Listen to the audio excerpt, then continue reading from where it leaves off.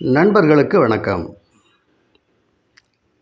JK plumbing சொல்யூஷனின் அன்பு வணக்கங்கள். இப்போ இந்த வீடியோவில் நம்ம பார்க்க இருக்கிறது டாய்லெட் லைன்லேருந்து வந்து செடிமெண்ட்டு சேரக்கூடிய செப்டிக் டேங்க். செப்டிக் டேங்கில்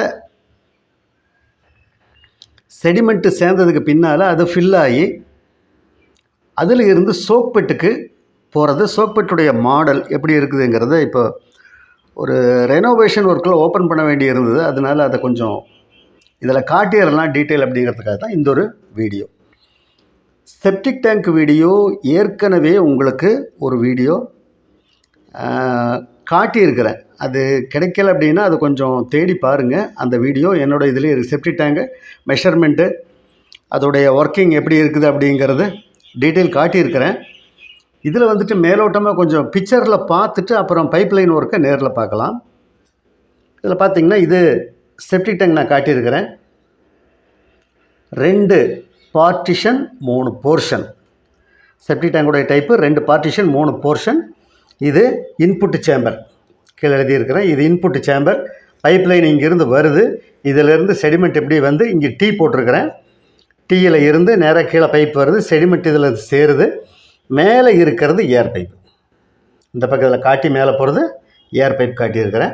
செடிமெண்ட் அப்போ இதில் சேருது. இதில் சேர்ந்து இதுலேயும் ஃபஸ்ட்டு போர்ஷன்லேயும் செகண்ட் போர்ஷன்லேயும் கீழே இருக்கிற கேப்பில் 1/2 அடியிலேருந்து 1 அடி வரைக்கும் கீழே கேப் இருக்கும். இதில் அடித்து உடஞ்சி இதில் ஃபில் ஆகி மேலே வந்து தேர்ட் போர்ஷனில் மேலே இருந்து தான் ஓவர்ஃப்ளோ ஆகணும்.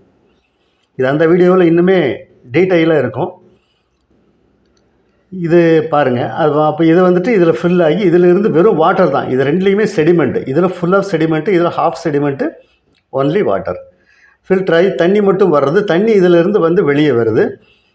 இது பைப் எல்லாமே 4 இன்ச் பைப்பு. இந்த ப்ளம்பர்களுக்கு மட்டும் இல்லை, மற்றவங்க பார்த்தாலும் புரிகிற மாதிரி தான் சொல்கிறேன். பைப் லைன் டாய்லெட் லைன் பூராமே 4 இன்ச் பைப் தான் போடணும். செப்டிக் டேங்க்லேருந்து கரெக்டாக ஒரு ஏர் பைப் மேலே தூக்கி கொடுக்கணும். அது வந்துட்டு இன்புட் எங்கே வந்து சேருதோ அந்த சைடு ஏர் பைப் வர்ற மாதிரி இருக்கணும். கட்டாயம் ஏர் பைப் இதில் கொடுத்தே ஆகணும். அப்புறம் அவுட்புட் அதே மாதிரி போட்டிருக்கிறேன். இப்போ இன்புட்டில் பார்த்தீங்கன்னா இங்கே டீ போட்டிருக்கிறேன். டீ போட்டு கீழே பைப்பு காட்டியிருக்கிறேன். 4 இன்ச் பிவிசி டீ கீழே பைப்பு. இதே மாதிரி அவுட்புட்லேயும் 4 இன்ச் பிவிசி பைப்பு கீழே டீ போட்டிருக்கிறேன். கீழே பைப்பு, மேலே ஒரு சின்ன பெட்டு. அதோடைய டீட்டெயில் ஏன் டீ போடுதுங்கிறதுக்கு எல்லாமே அதில் நான் விளக்கம் சொல்லியிருப்பேன் அந்த செப்டிக் டேங்க் வீடியோவில். இப்போ இதிலிருந்து பைப்பு வெளியே வருது. வெளியே வந்து இங்கே ஒரு சேம்பர் வரணும். அவுட்புட் சேம்பர் இங்கே ஒன்று வருது. இந்த அவுட்புட் சேம்பரில் இருந்து பைப்பு இது எல்லாமே 18க்கு 18 கொடுக்கணும். சைஸ் 18 இன்ச்சு, குறைஞ்சபட்சம் 18 இன்ச்சு. இல்லை அப்படின்னா 24 இன்ச்சு கொடுக்கலாம். அவங்கவுங்க இடத்துடைய சௌரியத்தை பொறுத்து. இன்புட்டு சேம்பர் அதே மாதிரி தான் 18க்கு 18 கொடுக்கலாம். அதிகபட்சம் 24க்கு 24 கொடுக்கலாம். அதில் இருந்து பைப்லைன் வருது. வந்து இது வந்துட்டு மேலே உங்களுக்கு பிக்சர் இடத்துல காட்டியிருப்பேன். Septic tank to soak pit. அப்போ இந்த சோக் பிட்டுடைய மாடல் எப்படின்னா உங்கள் செவுறு மாதிரி இங்கே காட்டியிருப்பேன். அது செவுறு அல்ல. ஒரு குழியை நம்ம தோண்டிக்கிறோம். தோண்டிட்டு அந்த குழியில் பார்த்து அப்படின்னா இதை நல்லா கவனிங்க. இந்த ஓரத்தில் புள்ளியாக கிரெயினில் காட்டியிருக்கிறது மணல். மண் அல்ல, மணல். அதுவும் ஆற்று மணலாக இருந்தால் நல்லது. இல்லைன்னா எம்சாண்டு ஏதோ ஒன்று போட்டுக்கலாம். இந்த மணலை போட்டுட்டு ஒரு 1/2 அடி இங்கே மணல் வரணும். கீழே பூராமே கருங்கல்லில் பார்த்தோன்னா சோலிங் மெட்டல், போல்டர், அந்த மாதிரி அன்சைஸ் கருங்கல் இருக்குது. அந்த அன்சைஸ் கருங்கலை நம்ம இதில் செட் பண்ணுவோம். கீழே நம்ம போட்ட வரிசையை அடுக்க வேண்டியது தான். அடுக்கிட்டு இந்த பக்கம் பார்த்தீங்கன்னா சுற்றி வட்டார சர்ஃபேஸ் இது நான் ஸ்கொயராக காட்டியிருக்கிறேன். இதை ரவுண்டாக கிணறு மாதிரி பண்ணணும்.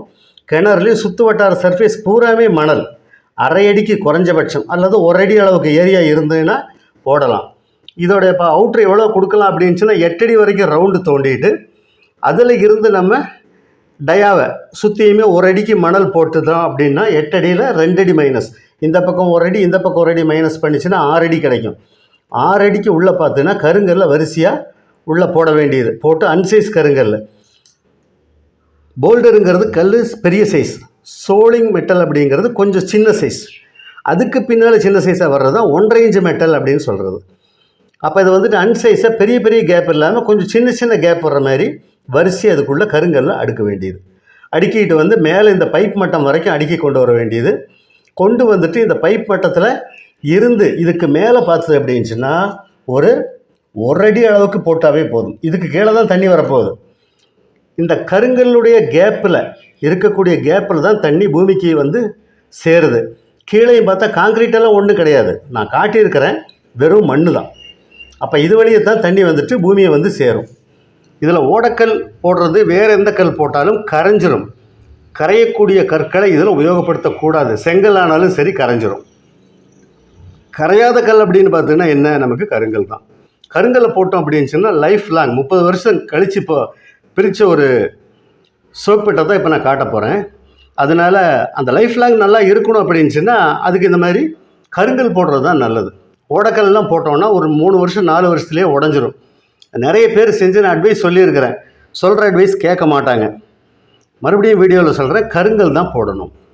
அன்சைஸ் கருங்கல் அதை போட்டு ஃபில் பண்ணி கொண்டு வந்து அந்த கருங்கலுடைய கேப்பில் இந்த பைப்பில் கீழே காடி எடுத்துடணும். நீளத்தில் அந்த அவுட்டரில் இருந்து வருதில்லை பார்த்தீங்களா, இந்த அவுட்டர்லேருந்து வந்து உள்ளே நுழையும் போது இந்த மணலை தாண்டி வரக்கூடிய இடத்துல கீழே சின்ன சின்ன ஓட்டை பைப்பில் போட்டுடணும். அது வழியே தண்ணி கீழே மெல்ல மெல்லமாக அங்கங்கே இறங்கும். ஏன் ஒரு பக்கம் இறங்கினா பத்தாதா அப்படின்னா, சப்போஸ் அந்த இடத்துல ஏதாவது பிளாக் ஆயிடுச்சு அப்படின்னா மறுபடியும் தண்ணி போகிறதுக்கு சோர்ஸ் இருக்காது. அதனால் 3-4 பக்கம் பண்ணி பாதியை தாண்டிடணும். இந்த ஏரியாவில் பாதியை தாண்டி வச்சுட்டா அதுக்கு பின்னால் வரக்கூடிய மிச்ச மீதியை இந்த ஏரியா கவர் பண்ணிக்கும் தண்ணியை. அப்போ எல்லா பக்கமே பரவலாக தண்ணி விழுந்து பூமியை பார்த்து வரும். ஆழம் வந்துட்டு இது குறைஞ்சது 10 அடி. அதுக்கு கீழே சௌரியம் இருக்கிறவங்க போட்டுக்கலாம். செப்டிக் டேங்கோட ஆழமும் குறைஞ்சது 10 அடி. அப்போ இதோடைய மெத்தேடு இப்படித்தான் நம்ம செய்யணும்.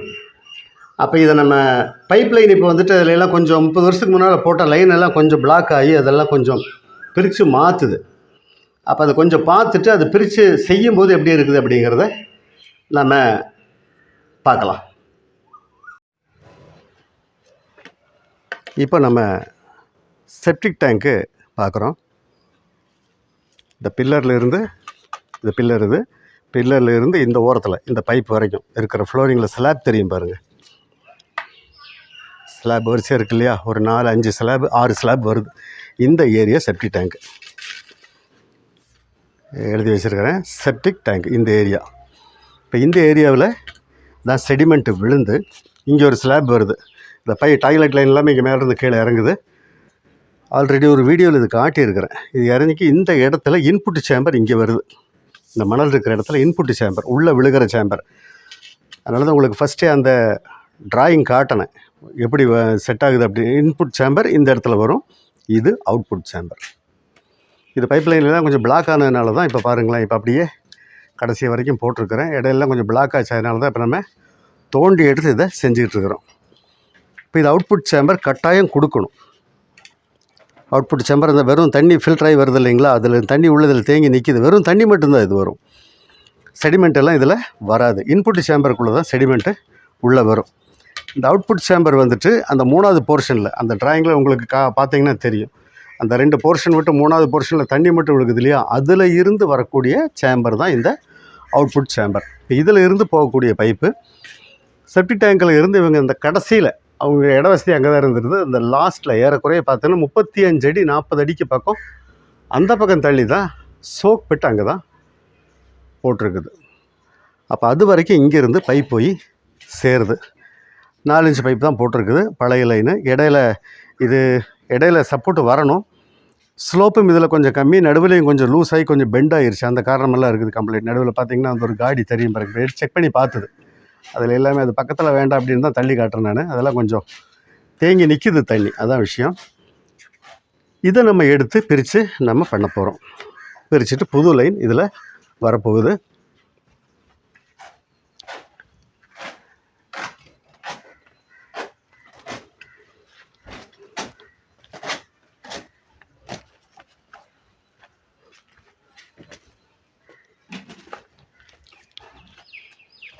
இதை பார்த்தீங்கன்னா தெரியும், சொன்னேன் பார்த்தீங்களா, அந்த சோக் பெட் கருங்கல்லுக்கு இடையில தண்ணி மட்டும் கீழே போகிறதுக்காக செஞ்சிடக்கூடிய மெத்தடு. நான் சொன்ன மாதிரி தான் சுற்றியும் மணல் போட்டு இது கொஞ்சம் ஓப்பன் பண்ணியிருக்கிறேன். சுற்றியுமே இது நான் இதுக்கு மேலே பெருசாக ஓப்பன் பண்ண வேண்டியது இல்லை. நம்ம இப்படி கொண்டு வந்து இங்கே தான் நம்ம பைப்பை விட போகிறோம். பைப்பை விட்டு லைவாக எப்படி தண்ணி போகுதுங்கிறது நம்ம பார்த்துடலாம். இப்போ இந்த இடத்துல நமக்கு கருங்கல் கடையில் கேப் பார்த்திங்களா, இந்த கேப்பு வழியை தான் தண்ணி பூமிக்கு போய் பாதாளத்தில் போய் சேர்றது. இப்போ இந்த கேப்பில் பாருங்கள், இப்போ ஏற்கனவே இருக்கிற பைப்பு தெரியுதுங்களா, அங்கேருந்து இப்படி வந்திருக்கிறது.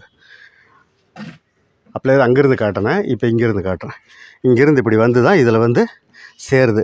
அந்த இது எங்கே வந்திருக்க சோக்பெட்டு எங்கேருந்து தொடங்குது அப்படின்னா, இந்த இடம் இருக்கு பாருங்கள், இங்கேருந்தே தொடங்குது.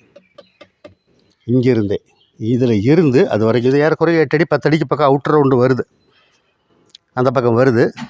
அதை போட்டுட்டு கருங்கல் எல்லாம் போட்டு இந்த பைப்புக்கு மேலே, பைப் மட்டம் இருக்கு இல்லையா, இது கொஞ்சம் நான் கீழே இறக்குவேன்.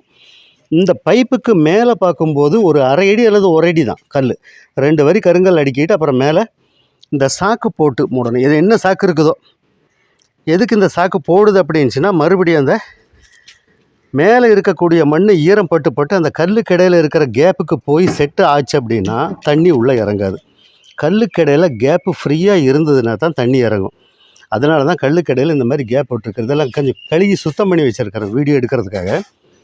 நிறைய மண் விழுந்து கொஞ்சம் அழுக்காய் கிடந்து இந்த பிளாஸ்டிக் கவர் போட்டிருக்கிறது, இதெல்லாம் போட்டு மேலே ஒரு போர்வை மாதிரி போற்றி மூடிடணும். மூடி வச்சுட்டோம் அப்படின்னா, இது வந்துட்டு 30 வருஷத்துக்கு முன்னால் ஆனது, எல்லாமே கொஞ்சம் இது போச்சு. இதெல்லாம் எடுத்துகிட்டு பேப்பர் மாற்றணும். அப்போ இது இந்த மாதிரி தான் இதோடைய சிஸ்டம் வரும். சுற்றியுமே மணல், இதில் அப்போல்லாம் ஆற்று மணல், அதனால் ஆற்று மணல் போட்டுட்டு தான் அதுக்குள்ளே தான் இந்த மாதிரி கருங்கல். அது பார்த்தீங்கன்னா இன்னும் அது நல்லாவே தெரியும். இப்படி இந்த மெத்தடில் தான் இந்த சோக்பெட்டை செட் பண்ணணும். இதுலேயும் சென்டரில் கொண்டு வந்து, சென்டர் தாண்டி கொஞ்சம் அந்த பிக்சரில் சொன்ன மாதிரி கொண்டு வந்து ஒரு டீ போட்டு கீழே 4 பக்கம் ஓட்டையை போட்டுட்டு கீழே ஒரு டீயும் போட்டு விட்டுறணும். இப்போ இந்த 35 அடி நீளத்துக்கு இடையில காங்க்ரீட்டு சப்போர்ட் கொடுக்கணும். பைப்புக்கு அடிப்பக்கம் ஒரு 4 அடி அல்லது 5 அடிக்குள்ளே, குறைஞ்சபட்சம் ஒரு 4 அடியாவது ஒரு சப்போர்ட் கொடுத்ததுன்னா இந்த பைப்பு நம்ம என்ன ஸ்லோ பார்த்து வைக்கிறோமோ அதில் இருந்து பைப்பு கீழே இறங்காது. அந்த காங்க்ரீட் சப்போர்ட்டில் உட்காந்துக்கும். ஒன்றும் இல்லை அப்படின்னுச்சுன்னா மறுபடியும் கொஞ்சம் லூஸ் ஆகும்போது, மண் லூஸ் ஆகும்போது பைப் மெல்லாமல் பெண்ட் ஆச்சுன்னா அந்த இடத்துல எல்லாமே பிளாக் ஆக ஆரம்பிச்சிடும். அது ஒரு காரணம். இன்னொன்று வந்துட்டு அந்த இடத்துல இருந்து இந்த பக்கம் 35 அடிங்கும்போது 10 அடிக்கு 1.5 இன்ச்சு ஸ்லோப்பு வரணும். குறைஞ்சபட்சம் 1.5 இன்ச்சு ஸ்லோப் இருந்ததுன்னா 10 அடிக்கு. அப்போ 40 அடின்னு கணக்கு போட்டது அப்படின்னுச்சுன்னா 6 இன்ச்சு ஸ்லோப் வேணும். 20 அடிக்கு 3, 40 அடிக்கு 6 இன்ச்சு, 1/2 அடி ஸ்லோப் இருந்ததுன்னா தான் தண்ணி வந்துட்டு உடனடியாக மடன்னு இங்கே வந்து சேர்றதுக்கு சௌகரியமாக இருக்கும். இப்படி வந்து இது இப்போ இந்த பக்கம் இருந்து காட்டுறேன் நான், இங்கே வந்து சேர்றதுக்கு சௌகரியமாக இருக்கும். Okay right. இப்போது இந்த பைப்பை நான் ரிமூவ் பண்ணிடுவேன். லைன்லேருந்து ரிமூவ் பண்ணிவிட்டு மறுபடியும் புது லைன் போட்டு டொயின் பிடிச்சி அந்த லெவலெல்லாம் செட் பண்ணி கரெக்ட் பண்ணிவிட்டு காங்க்ரீட் போடும்போது நம்ம அடுத்து ஜாயிண்ட் ஆகலாம்.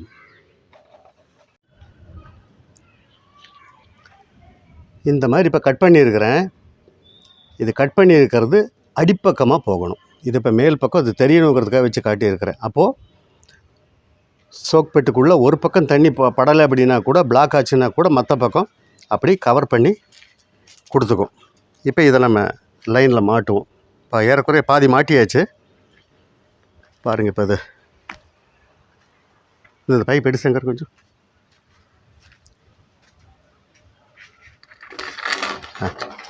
சங்கர் இங்கே உள்ளே இறங்கு. பழைய பைப்பெல்லாம் மேலே கட் பண்ணி எடுத்தாச்சு. இப்போ புது பைப்பு அங்கேருந்து இவ்வளோ தூரம் இப்போ மாட்டி வச்சுருக்குது. இன்னும் இந்த பிட்டையும் மாட்டி இது வரைக்கும் கொண்டு வந்து செட் பண்ணிவிட்டு, அந்த அடிப்பக்கம் வர்ற மாதிரி இந்த காடியை செட் பண்ணிவிட்டு மறுபடியும் லெவல் செக் பண்ணி பார்க்கணும். 6 இன்ச்சு வாட்டம் கொடுத்துருக்குறேன்.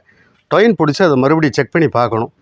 அதை பார்த்துட்டு மறுபடியும் நம்ம லாஸ்ட்டு ஃபைனல் அதை ஃபிக்ஸ் பண்ணுறதுக்கு பார்க்கலாம்.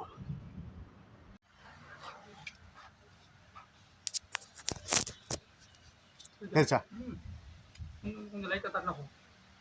எடுத்துகிட்டு ஒரு தடவை ஜாயிண்ட்டு தெரியணுங்கிறதுக்காக தான். எடுத்து கொஞ்சம் ஏறிச்சா, நல்லா ஏறிச்சு. Okay right right. தட்டு இங்கே வா, இந்த பக்கம் வந்து முடிஞ்சது. அது முடிஞ்சது, ஒன்றும் பிரச்சனை இல்லை. இந்த பக்கம் வந்து இந்த பக்கம் வந்து லேசாக தட்டி விட்டு போட்டு அந்த டீ பீஸ் இருக்குதுல்ல, அதை எடுத்து உள்ளே வச்சு செட் பண்ணி பார்க்கும். தட்டு அப்போ இங்கே வந்தாச்சு இல்லையா? Okay right. சுற்றி வேண்டாம், கடப்பாறை பாரு, பின்னால் கடப்பாறை இருக்குது, கடப்பாறை எடு. ஆ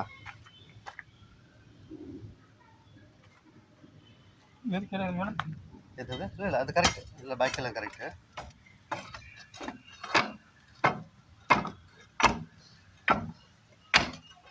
சூப்பர்.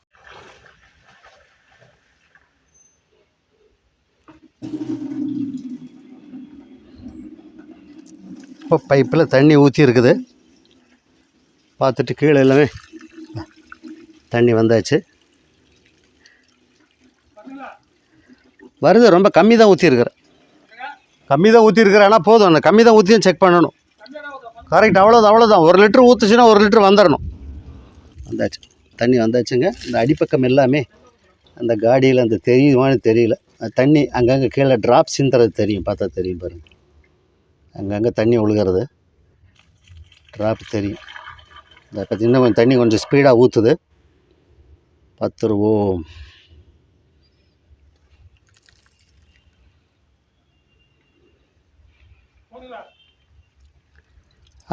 வந்தாச்சு. சூப்பர், அவ்வளோதான். அங்கங்கே தண்ணி அங்கங்கே லீக் ஆகிறது தெரியும் பாருங்கள், இந்த ட்ராப் ஒழுகிறது. அப்படி ஒரு பக்கம் இருக்குது அப்படி இருந்துச்சுன்னா பிளாக் ஆகாமல் அப்படி போயிட்டுருக்கும். இதில் தான் நம்ம டீயை இப்படி சொருக போகிறோம். இன்னும் கரெக்டாக செட் பண்ணலை, இப்படி ஏறக்குறை இப்படி காட்டியிருக்கிறேன். இப்போ இது கருங்கல் பழசு ரிப்பேர் பண்ணும்போது நம்ம நினச்ச மாதிரி முடியாது. புது ஒர்க்காக இருந்தால் நம்ம கீழே இருந்தே பைப்பை செட் பண்ணிட்டு வந்துடலாம். வந்துட்டு ஸ்ட்ரைட்டாக மாட்டுறதுக்கு ரொம்பவே சௌகரியமாக இருக்கும். ரீஒர்க்கில் இந்த கருங்கல் எல்லாம் அடிமட்டம் வரைக்கும் எடுக்கிறதுங்கிறது ரொம்ப ரிஸ்க். அன்சைஸாக அங்கங்கே ஃபிட்டாக இருக்கும், அதனால் அப்படி எடுக்க வராது. அதனால் இது ஓவர் ஸ்லோப்பு 6 இன்ச்சு கொடுத்துருக்குறேன், ஏறக்குறைய 40 அடிக்கு. காங்க்ரீட் சப்போர்ட் இப்படி வரணும். பார்த்தீங்கன்னா பாருங்கள், இந்த மாதிரி பைப்பில் அடிப்பக்கம் நல்லா குத்தி கொடுத்து, இது காங்க்ரீட் அப்படியே அந்த பக்கம் போக போக ஒரு இதாக வரும். 4 அடிக்கு ஒரு சப்போர்ட்டு கட்டாயம் கொடுக்கணும். கொடுத்தா பைப்பு ஒன்றும் இறங்கியே போகாது. அதுக்கு மேலே அதுக்கு பக்கத்து சைடு பூராமே மண் தள்ளி மூடிடும்போது சூப்பராக நீட்டாக இருக்கும். ஒரு துளி கூட பெண்டாகாமல் டொயின் பிடிச்சி பார்த்தாச்சு, அது காட்ட முடியல. இந்த குழியில் நின்று பண்ணிகிட்டு இருக்கும்போது அது ரொம்ப ரிஸ்க்காக இருந்ததுனால அதை காட்ட முடியல. ஒரு 4 அடிக்கு ஒரு சப்போர்ட் கட்டாயம் வரணும். கடைசி வரைக்கும் பார்த்தீங்கன்னா அதுலேயே தெரியும். அதனால் இது ஒர்க் ஓவர், இப்படி தான் வரணும். சோக்பெட்டுடைய மெத்தடு இது தான். இப்போ அந்த டீ எல்லாமே அதே மாதிரி வச்சு எல்லாமே செட் பண்ணியாச்சு. இல்லை உங்கள்கிட்ட செட் பண்ணியாச்சு. இப்போது சுற்றியும் கல் வச்சு இந்த அளவுக்கு கவர் பண்ணணும். இந்த அளவுக்கு கவர் பண்ணணுன்னா தான் கல்லுக்கு எந்த கல் நாளைக்கு சரிஞ்சு போகக்கூடாது. கல்லுக்கு மேலே வெயிட் வரும்போது கல்லில் படாத அளவுக்கு வெயிட்டை கொடுக்கணும். இப்படி வச்சு கல்லுக்கு மேலே ஒரு 1 அடி அளவுக்கு, கீழே தான் தண்ணி போக போகுது, மேலே ஒரு 1 அடி அளவுக்கு சப்போர்ட்டு வச்சுட்டு அப்புறம் கம்ப்ளீட்டாக சாக்கை போட்டு கவர் பண்ண வேண்டியது. இப்படி பண்ணனா அது கீழே போகிறது நமக்கு இது கிளியராக இருக்கும். கல் சரிஞ்சு விழுகக்கூடாது. அதனால தான் கேப்பாக இருக்காமல் கம்ப்ளீட்டாக கவர் பண்ணணும் அப்படின்னு சொல்லியிருந்தேன். அப்படியே சுற்றியுமே இன்னும் பொடிக்கல்லை போட்டு கரெக்டாக மட்டம் பண்ணிடுறோம். ஒரு கல் கூட வச்சதை சரிஞ்சு விழுகக்கூடாது. இது மேக்ஸிமம் பார்த்தீங்கன்னா மேலே சாக்கை விரிச்சிட்டு மண்ணை போட்டு மூடுறது தான் அதோடைய ப்ரொசீஜரே, அவ்வளோதான் வரும். ஏன் மண் போட்டு தான் மூடணுமா, மேலே நம்ம காங்க்ரீட் பிளாட்ஃபார்ம் ஏதாவது போடலாமா அப்படின்ச்சுன்னா அது அவங்களுக்கு சௌரியப்படுது அப்படின்ச்சுன்னா தாராளமாக அது பண்ணலாம். தேவைப்படாது. அதனால தான் இதை போட்டு சாக்கை போட்டு மூடும். சாக்கு ஏன் போடுது அப்படின்னா, மறுபடியும் மேல் தரையில் மண்ணை போட்டு மூடும்போது அந்த மண் உள்ளே போய் கேப்பில் அடைச்சிடக்கூடாது இல்லைங்களா. அதுக்காக தான் மேலே வந்துட்டு சாக்கு கம்ப்ளீட்டாக தார்பாய் வச்சு மூடுறது. பாக்கி ஒர்க் எல்லாமே ஓவர் ஆயிடுச்சு. நீ தார்பாய் வச்சு அது கவர் பண்ணும்போது காட்டுறேன்.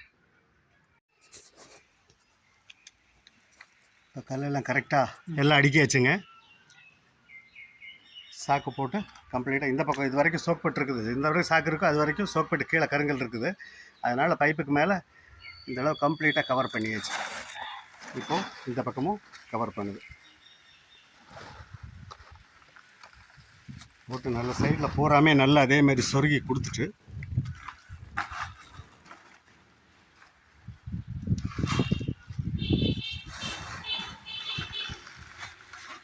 இன்னுக்கு 2 சாக்கா போட்டோன்னா மறுபடியும் அது வேணுமா? இது போதுமா? போட்டுக்கலாமா? அது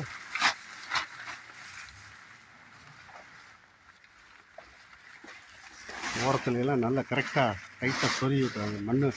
மழை பெஞ்சதுன்னா அந்த ஈரத்துக்கு தண்ணி இறங்கக்கூடாது. அவ்வளோ உட்காந்துருக்கிற பக்கம் எல்லா பக்கமே நல்லா அமைத்தி கொடுத்துரு. மேலே கீழே நல்லா சொருகி கொடுத்துரு. இப்போ விழுகாதில்ல இதில் கரெக்டாகிடுச்சுல்ல? Okay right. பின்னால் காலுக்கு பின்னால்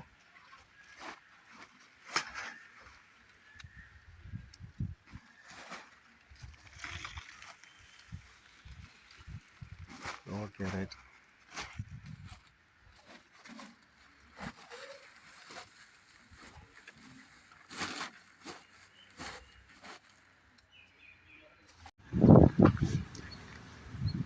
ஓடைக்கல் அப்படிங்கிறது இந்த கல்லை தான் சொல்லுவோம். கல் பார்த்தீங்கன்னா மாவு மாதிரியே இருக்கும். தரையில் நம்ம எடுத்து ஒரு சின்ன துண்டு உடச்சி நம்ம கோடு போட்டோம் அப்படின்னுச்சுன்னா தரையில் அப்படியே பென்சில் மாதிரி அப்படியே கோடு விழுகும். நல்லா ஊறிச்சு அப்படின்னா கல் உடையவும் செய்யும். அப்போது இந்த கல்லை வந்துட்டு சோக்பட்டில் ஆரம்பத்தில் இதுதான் போட்டுக்கிட்டு இருந்தாங்க. போடும்போது நிறைய பேர்த்துக்கு சொல்லியிருக்குது. இப்போ நான் வேலை கற்றுட்டு இருக்கும்போது என்னுடைய குருநாதர் ஒருத்தர் இருந்தார். நான் கற்றுக்கிட்டது அவர்கிட்ட தான். திரு KM கிருஷ்ணசாமி பிள்ளை அப்படின்னு ஒரு பிளம்பர் அப்போ இருந்தார். அவர்கிட்ட தான் கற்றுக்கிட்டேன். அப்போ அந்த பீரியடில் பார்த்தீங்கன்னா நிறைய பக்கம் இது போட்டுக்கிட்டு இருக்கும்போது அவர் சொல்லுவார், நாங்கள் வேலை செய்கிற கட்டடத்தில் கிடையாது, நாங்கள் வேலை செய்கிற கட்டடத்தில் கருங்கல் தான், சோலிங் மெட்டல் போல்டர் அப்படின்னு போடுவோம். இதை போடும்போது நிறைய பக்கம் தெரியாதவங்களுக்கு சொல்லுவோம். இந்த மாதிரி அவர் சொல்லுவார், நான் இல்லை, அவர் சொல்லுவார், இந்த மாதிரி இதை போடாதீங்க, போட்டீங்க அப்படின்னுச்சுன்னா இது உடையும் அப்படின்னு சொன்னால் அது காதுலேயே வாங்கிக்க மாட்டாங்க. அவங்க நினைப்பு என்னன்னா இது தண்ணி குடிக்கும், இது நிறைய தண்ணி குடிக்கும்போது பார்த்தது அப்படின்னுச்சுன்னா நம்ம எவ்வளோ தண்ணி ஊற்றினாலும் இதே தண்ணி குடிச்சிக்கும் அப்படின்றது அவங்க நினைப்பு. ஆனால் அது தண்ணி குடிக்கிறது அல்ல. அதாவது இதோடைய கேப்பு வழியை அந்த சோக்பெட்டுக்குள்ளே போடக்கூடிய இந்த கல்லுக்கு, ஒரு கல்லுக்கும் இன்னொரு கல்லுக்கும், இந்த மாதிரி கல்லை நம்ம போடுறோம் அப்படின்னா ஒரு கல்லுக்கும் இன்னொரு கல்லுக்கும் இடையில் இருக்கிற கேப்பு வழியை தண்ணி பூமியை சென்றடையும். அதுதான் அதோடைய என்னது ஃபண்டமெண்டல், அதோடைய அடிப்படை பார்த்தது அப்படின்னா அது இப்படித்தான் போகுமே தவிர இந்த கல் தண்ணி குடிக்கிறது அல்ல. அவர் சொல்லி பார்த்து போட்டு தான் ஒரு பக்கெட் தண்ணியில் 2 கல்லை போட்டு இது எவ்வளோ தண்ணி குடிக்குது பாருங்கள் அப்படின்னாரு என்னோடய குருநாதர். இப்போ தான் எனக்கும் தெரிஞ்சது, ஓ சரி இது மகா தப்பான வேலை. நானும் நிறைய பக்கம் சொல்லியிருக்கிறேன். அது சொல்லும் போதெல்லாம் பார்த்தது அப்படின்னுச்சுன்னா அது சொல்லுவாங்கல்ல, இந்த காது இல்லாத ஊரில் நம்ம காதோடு போகக்கூடாது, அது ரொம்ப வினோதமாக இருக்கும். அந்த மாதிரி இதை பற்றி நிறைய பக்கம் சொல்லியிருக்கிறேன். சொல்கிறத கேட்க மாட்டாங்க. ரோட்டில் போகும்போதே பார்த்தீங்கன்னா தெரியும், இந்த கல்லை குழியில் போட்டுட்ருப்பாங்க. எதுக்குங்க அப்படின்னுச்சுன்னா கல் சோக்பட்டுங்க தண்ணி குடிக்குது அப்படிம்பாங்க. என்ன சொன்னாலும் அது ஏற மாட்டேங்குது. அது இதை இப்போவும் இந்த வீடியோவை ஏன் போடுறேன் அப்படின்னுச்சுன்னா, இந்த கல்லை யூஸ் பண்ணிகிட்டு இருக்கிற இடத்துல தயவு செஞ்சு இதை நிறுத்திட்டு கருங்கல்லாக போட பாருங்கள். அதை பக்கம் பாருங்கள், கருங்கல் உங்களுக்கு தெரிஞ்சிருக்கும். கருங்கல் ஒன்றும் சொல்ல வேண்டியதில்லை, ஓடைக்கல்லை சொல்ல வேண்டியதாக இருக்குது. ஓடைக்கல் இந்த கல்லை நல்லா சூடு பண்ணோன்னா இந்த கல்லை வந்துட்டு சூளையில் வச்சு கொதிக்க வச்சு எடுத்ததுன்னா சுண்ணாம்பு கல், தண்ணியில் போட்டோன்னா பொடி பொடியாக உடையும். அப்போ ஈரம் படும்போது இது உடஞ்சிரும்.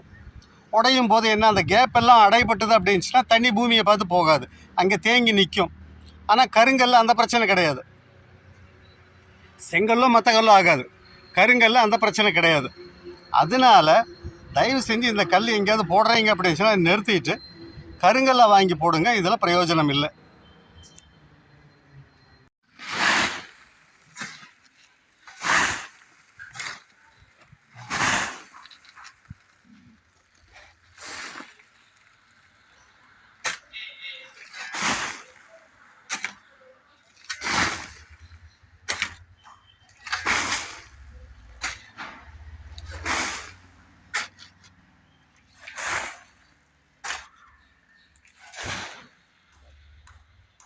அவ்வளோதாங்க, இது சோக்பெட்டு ஒர்க்கு கம்ப்ளீட்டாக முடிஞ்சது.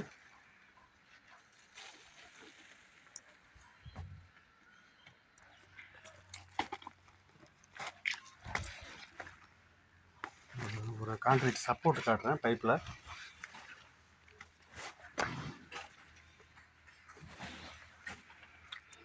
4 அடி 5 அடிக்கு கட்டாயம் இதை நம்ம கொடுத்துட்டோம் அப்படின்னா நமக்கு மறுபடியும் அடுத்த பிரச்சனை வராது. பைப்பு பெண்ட் ஆகுது அப்படிங்கிற பிரச்சனை வராது.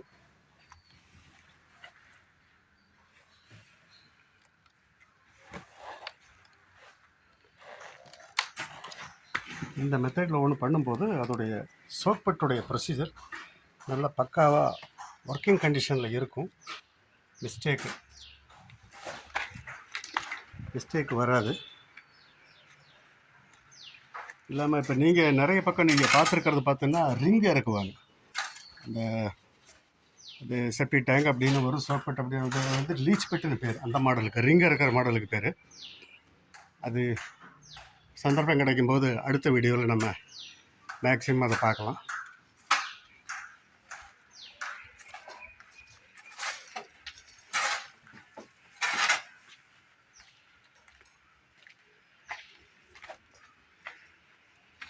நல்லது நண்பர்களே, மீண்டும் ஒரு வீடியோவில் மறுபடியும் சந்திப்போம்.